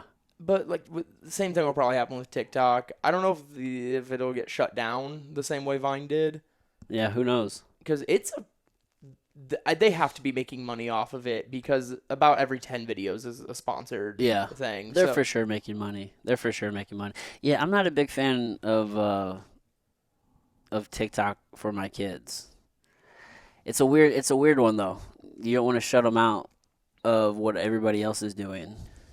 I feel like there's more kid-friendly websites. Like Twitch would be a better. Twitch is a good one. Yeah, because I mean. Yeah, my daughter likes Twitch a lot. They love watching kids play fucking Fortnite and shit like that. Yeah, dude, that was the shit. And pro tip: most schools don't know about Mixer, which is Xbox's thing. They might have shut it down, but that's a usually unblocked streaming site, so you can watch shit at school. Oh. Pro tip for all the kids listening. Yeah, dude, you got to get the niche streaming services. Like, don't try to log on to Netflix at school. Get on like Paramount. Yeah. Do shit like that. Yeah, the ones that they haven't put into their system yet. Yeah, they never even knew what Reddit was, so I was always on Reddit in school. Yeah, not everybody knows what Reddit is. Yeah, I had to get off Reddit. Too mainstream. No, not too mainstream. It's too weird. It's a social media app for antisocial people. There's no one's a real person on Reddit. Really? Everyone's a username and an icon. Oh, okay. But like Twitter, it's me talking. Right. But on Reddit, fucking, you don't know who I am. That's true. I feel like on Twitter, I'm just speaking into an open room that nobody's actually there. Like, I'm just into the abyss. No one's actually ever going to see this. Well, actually, every tweet gets it's documented in the Smithsonian. Really? Every tweet sent. Wow. So even the last tweet I sent was Outcast walked so LMFAO could run. That was the last tweet I sent. That is in the history books now. But who's gonna pull that? Well, There's just so much data. yeah, but I'm gonna say something wrong, and then they're gonna start going through the archives. Dude, there's a record of everything. That's almost scary. I think from an individual standpoint, yeah, but again, you said that's a lot of shit to go through for every person. Yeah. They can't be saving 300 million people's information. There's no place to put all that. Why not? It's just data. It's data. How much data though? I have like a 64 gigabyte phone, and if everyone has that, Dude, there are entire buildings just full of servers. All they do is just save shit. I watched Silicon Valley, and they have that like. Have you seen that show? Mm-mm. Oh, they have like an Amazon warehouse just full of like servers. I used to work third shift. I was a security guard for Enterprise, and they have an IT facility out here in Weldon Springs, Missouri. And it's not like a massive building, but it's a good sized building.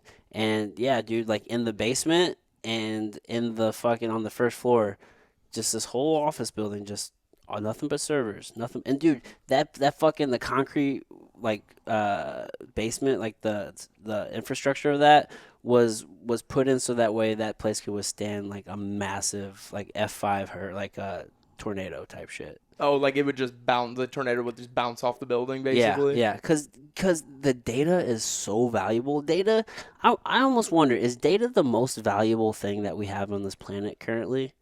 I mean, isn't just data the preservation of the past? Yes, but we are saving data of more is more than just historical data of like events and shit that happened. Like we're saving data. Like you go to a fucking website and say, all right, Andrew looked at this. He clicked on this. He was on this page for this amount of time. He searched this. You know what I'm saying? Like they're looking at where your eyes are going. They're looking at how long you're on shit. They're looking at all of this stuff. That's more than just this more than just in 1862 this motherfucker went and chopped down a cherry tree or some shit. Yeah, that is true because Zoom or like proctored exams have how many times your eyes even go off the screen. Exactly, dude. I don't like that one bit. The amount of data that we're collecting is insane, which then influences everything. Yeah, I mean, I feel like most of it is just to sell us shit better though. That's all it is, just to make better consumers. And here's the thing. I don't know if this is a bit that's been done before, but like, sell me the shit I want to buy. Yeah. Good. Use that information. Yeah, I want the best boxing gloves or whatever I'm into this week. That's true. I want to help Jeff Bezos go to the moon. Dude, I wish he died today. I was so pissed. I know everyone wanted him to die. Did they? Dude, yeah, everyone on Twitter wanted him to die. Oh, wow. I wanted him to die. I would have felt bad for that Norwegian kid, but I'm not mad at Jeff Bezos. you like him? It's not that I like him. One, I do like winners. I love winners. Like for Tom Brady, I fucking love Tom Brady, dude. Not because I love like the Patriots or anything like that. I just like winners, and if people want to hate on winners, then hey, fuck you. Like that's just a part of me how I feel. But there's a lot. Don't get me wrong. There's a lot about Jeff Bezos that I don't like. I feel like he's taking advantage of tax code, and he does a lot of shit that he shouldn't be doing, and he's just playing this fucking like, bro. How much money do you need, bro? Like, how much money do you really fucking need? Essentially, money's not real anyway, really. I mean, we trade in so much digital currency. It's just numbers in a system. And some people were just like, you know what, man? As a collective society, we are going to allow you to do whatever it is that you want to do. That's all it is. It's like, hey, Jay-Z, you're fucking great at rapping. So guess what? You can do whatever you want to do. You're great. You're a great rapper. You can do whatever you want to do. That's what we fucking do as a society. So I don't hate on him for winning the game, but there are certain aspects where I'm just like, man, dude, you could be doing more. Like, you're not paying your fair share in taxes. Don't try to fucking act like you are. Like, you're not.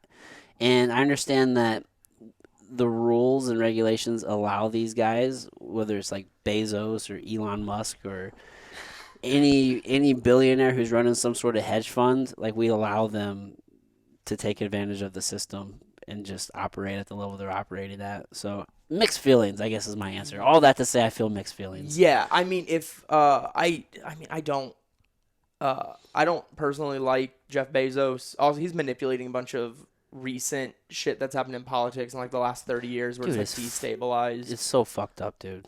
So I don't I just fuck him. I don't. Fuck, he has more money than me. Fuck him. I know, dude. I know. I get it. Because if someone gave me $1 million, I would stretch that for 10, 15 years at least and live an amazing life. Yeah. So you don't need $181 billion.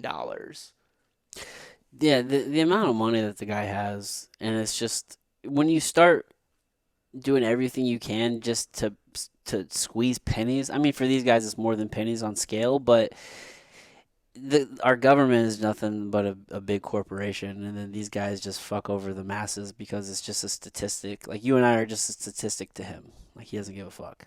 Yeah, we are. What did Tim Dillon's like? He just looks at you like you're ants running across the street. He's like, I'll burn all you down. I'm there. Means to a fucking end. So, yeah, I don't know. I have mixed feelings and all that shit, man. He also has an extremely punchable face. He looks so smug all the time. Yeah. That guy, from my understanding, he was probably a pretty big dork, real scrawny guy growing up, and then now he's like fucking jacked, and he's just taking over the world. I'm sure he has some sort of complex where he has to conquer everything. He might. He probably gets the baddest prostitutes, too. Like, how many NDAs have girls signed because they had to ride Jeff Bezos? All of them. Every single one has to sign an NDA. True, because so many would be coming out. I mean, they almost fucking murdered Stormy Daniels when she broke her NDA. Really? Oh, I don't think they almost murdered her, but I think it would have been cute if they did. Damn, dude.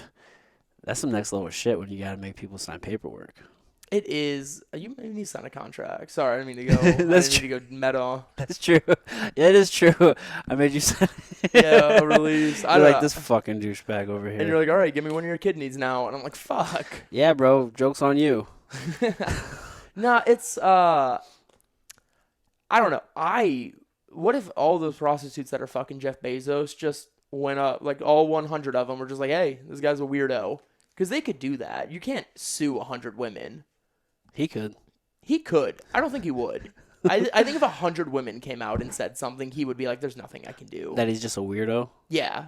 But he didn't do anything illegal. He was just being weird. He's just a weirdo. Oh, but that's not gonna do anything for him. Here's the thing. We exist in a meme economy. So if you can meme Jeff Bezos into obscurity, I think that would be the way to do it. You have to, because it was the whole like Trump piss thing for a while. That was like the big Trump meme. If Jeff Bezos likes to get shit on, I mean, he's done for.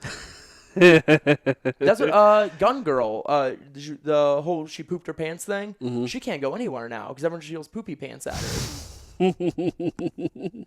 Yeah, but does she have as much money as Jeff Bezos is the question. No, she's doing fine though. She works for Alex Jones. Like Oh. you can meme someone into obscurity for sure. Yeah. Cosby happened to him. Yeah, yeah. His saga's still being told. Yeah, I don't know why. He just got out of jail. Why'd he get out? Something, I don't know. To be honest with you. See, here's the thing. I look at shit in the peripheral just so I can get an idea of what's going on, so then I can then talk about it later, very uninformed. That's what happens. Yeah, I read a Twitter headline and then I form an opinion. That's the way you should do it. Who needs all the facts? Here's like you don't. Here's the thing with like a Cosby situation. You don't need the facts on that. That dude sucks. Yeah, he's just a douchebag. Yeah, is that the word for it? I'm a douchebag. Bill Cosby's much worse. He's a piece of shit. Yeah, I don't know what the word is. Just a comic. Oh shit. I hope he. Can you imagine he like walks into like the Comedy Store tomorrow and then they're just like, Bill, welcome back, Bill. Welcome back, buddy. Yeah, right. People are gonna kick him in his balls. Yeah, he's got to be one of the last '70s comedians around. Maybe.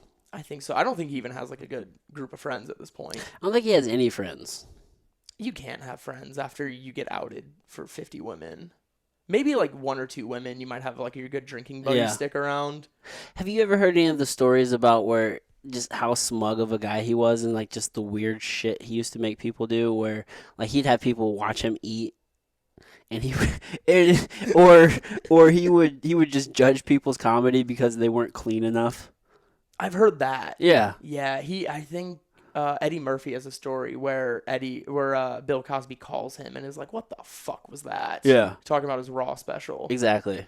One of the greatest specials ever. Yeah. Yeah. And yeah, no, I have heard things about that. Where Meanwhile, he's just raping women. He's just raping women left and right. He's like, what's up with all the fucks?